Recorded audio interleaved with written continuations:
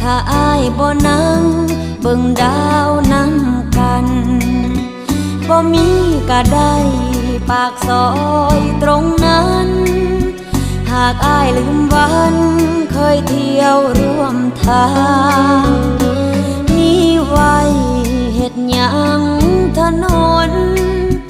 หากอ้ายบ่สนมาเดินเคียงข้างเมื่ออ้ายเลือกคน